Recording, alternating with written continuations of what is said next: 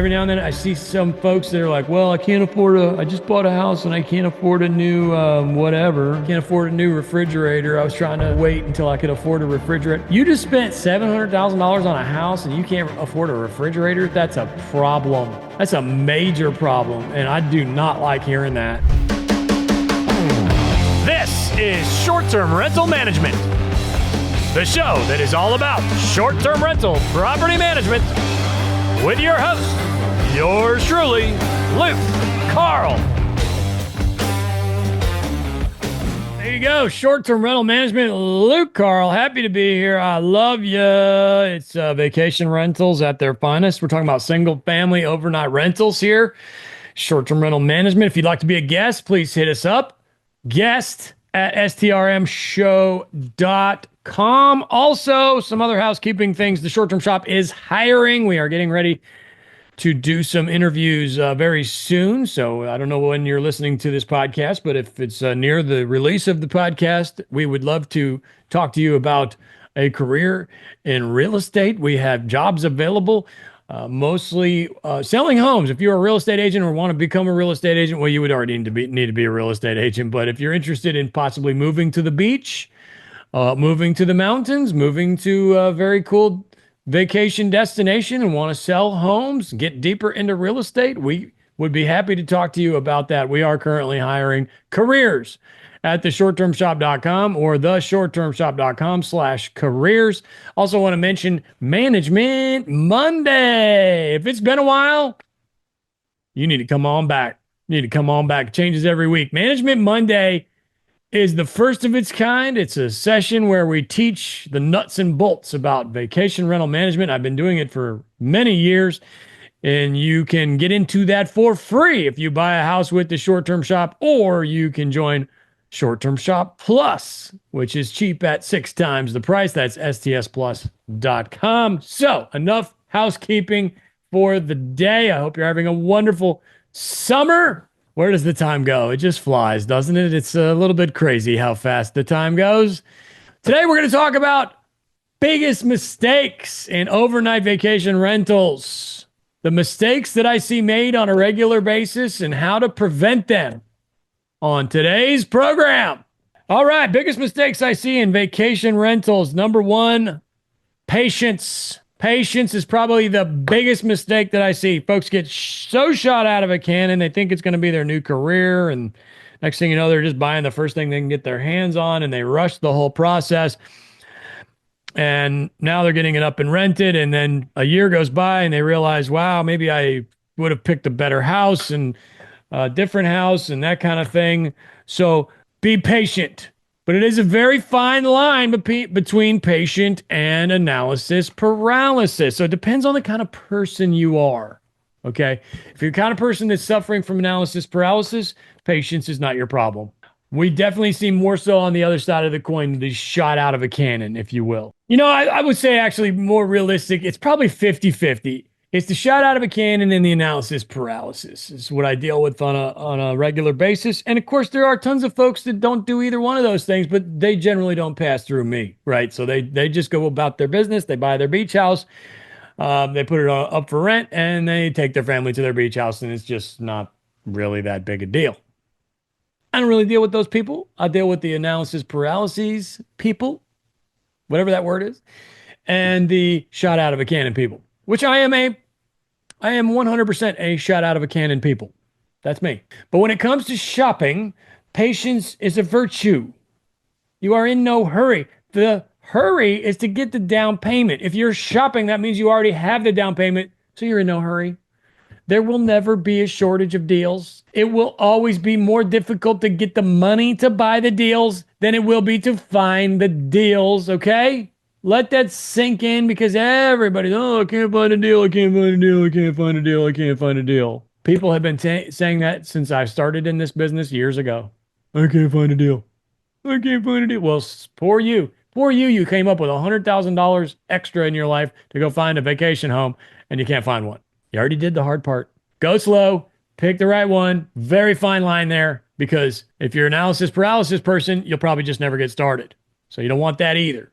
All right. Number two is communication. Not communicating with your guests enough and not communicating with your guests properly. Guests want to be talked to. It's better to send real messages. If you're to the point where you're so busy that you can't handle this, put it with a property manager.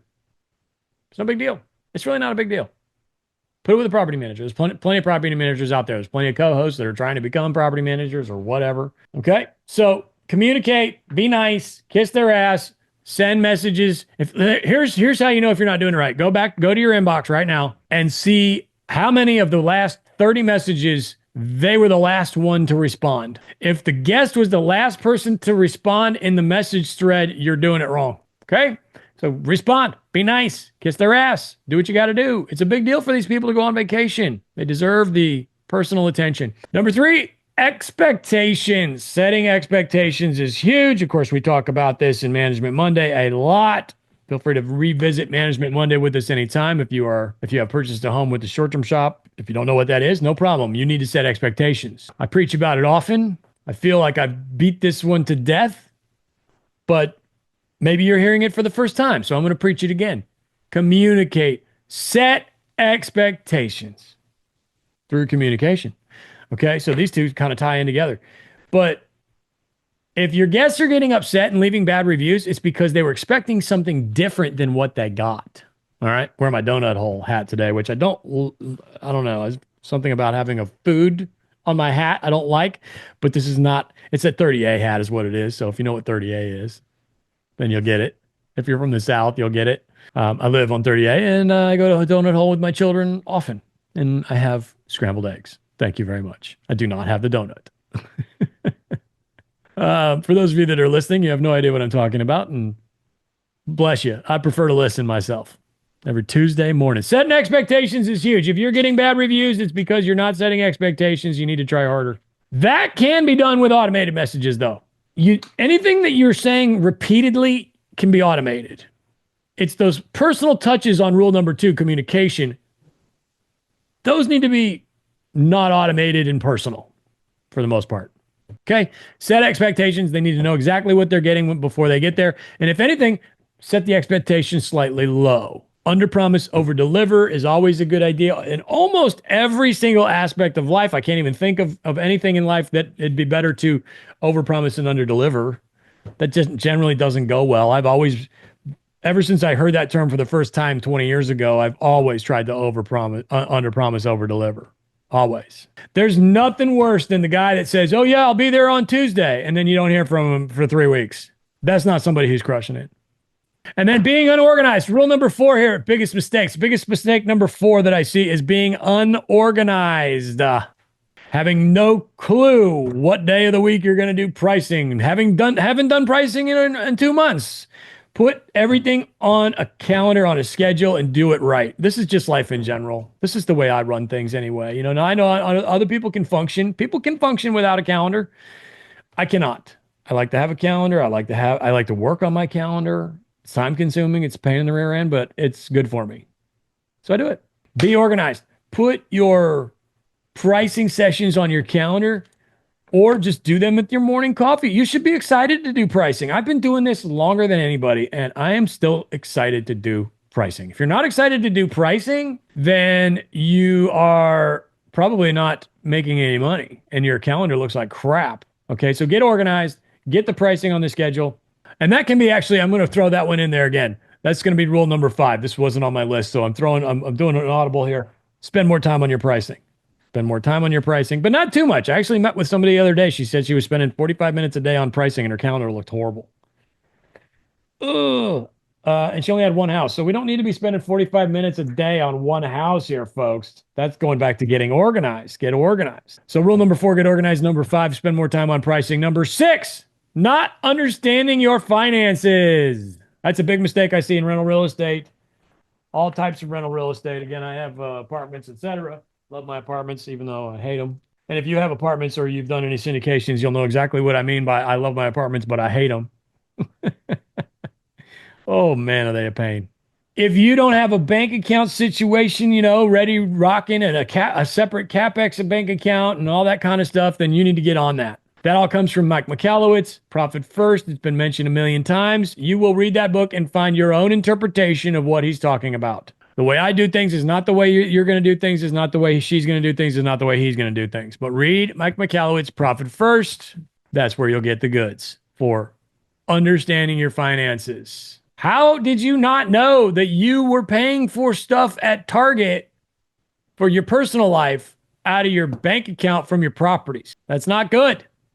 You got to understand your finances, where things are going. You need to understand that a CPA is not a bookkeeper. Your CPA is not a bookkeeper, and asking him to keep your books, to not have good books, is a huge problem. And asking your CPA to do the books for you is a problem because that's not their job and they're not good at it and they're going to charge you a fortune and it's just not going to be as good as if you had an actual bookkeeper.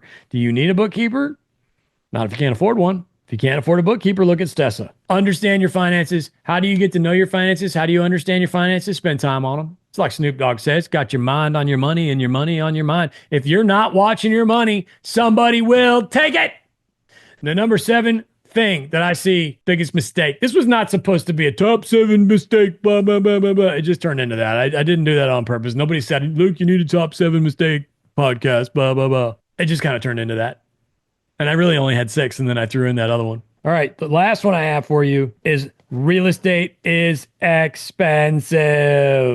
I see too many people that are, again, you've heard me say it before, trying to hit the slot machine, trying to buy one house, trying to quit their job. They think that one house is going to set them free, and then they're going to go live this life where they don't have to go to work anymore. Bull crap.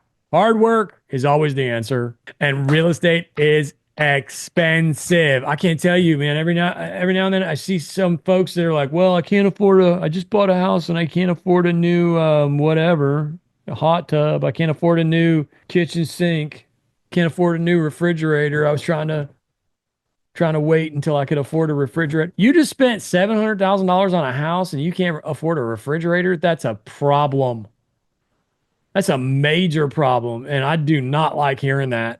And I hear it more often than I care to hear it. If you can't afford real estate, don't buy real estate. It's expensive. That goes back to rule number 1, which was quiz time. Patience, be patient. Real estate is expensive. If you can't afford it, slow down, take your time. The down payment is what? The hardest part. I've been saying it for years. The down payment is the hardest part. All right, let's recap. Number 1, slow down, be patient. No, or part 2, if you're analysis paralysis, speed it up. Number 2, communication. Go through your inbox. If you have messages that aren't being responded to, shame on you. Set expectations. They need to know exactly what they purchased or a slightly less version of what they purchased. Under promise, over deliver. Being unorganized is not good. Having tasks on the calendar is good. Number 4. Number 5 is pricing. Spend more time on your pricing. Not spending enough time on your pricing. Not learning how to do pricing properly is a huge mistake. You need some revenue management training. You do. I'd be happy to give it to you.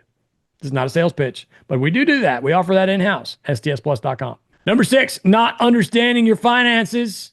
Get your bank accounts sorted. If you don't pay attention to those bank accounts and sort the profits out, they will dwindle. You will end up with nothing. You will end up having a month where the mortgage doesn't have enough money. You don't have enough money in there to pay the mortgage, and that is your fault. Shame on you. Pay attention. Understand your finances. And number 7, real estate is freaking expensive, dude. There ain't no way around that. There ain't no way around that. If you think your wife likes handbags and that's costing you a lot of money, forget about it. When you get into this real estate thing, you're going to find out what expensive is real quick. You think boats are expensive? Hey, nothing, dude. Go buy some real estate. If you think boats are expensive, you need to get in, you need to level up. Let's level it up. And that's okay. It's okay. Real estate's expensive. Let's go. Let's go. Let's level up. Bring it in. Let's go. Let's do this. Go bigger. Stop thinking so small. Maybe that's number 8. That's biggest mistake number 8. Stop thinking so damn small. Why are you thinking so small? Oh man, this refrigerator, I can't afford this refrigerator. I just bought a $600,000 house and I can't afford a refrigerator. What are you doing? What are you thinking? Stop thinking so small. Let's go. Level it up. I'm going to leave you with a quote. You make mistakes. Mistakes don't make you. By Maxwell Maltz. I don't know who that is, but it's a pretty good quote. I have another one for you, actually. We learn from our failures, not from success. All right? So making mistakes is a good thing. Take what I've taught you on this show today and just have a laugh about it because you're going to have to go through these damn things anyway. If you're brand new and you're like, oh man, how do I avoid all these things happening? You don't. You just shoot and then you aim and you hope you hit the target. That's all there is to it, man. So get out there and go make some damn mistakes. And as usual, Cashflow Carl saying, don't overthink it.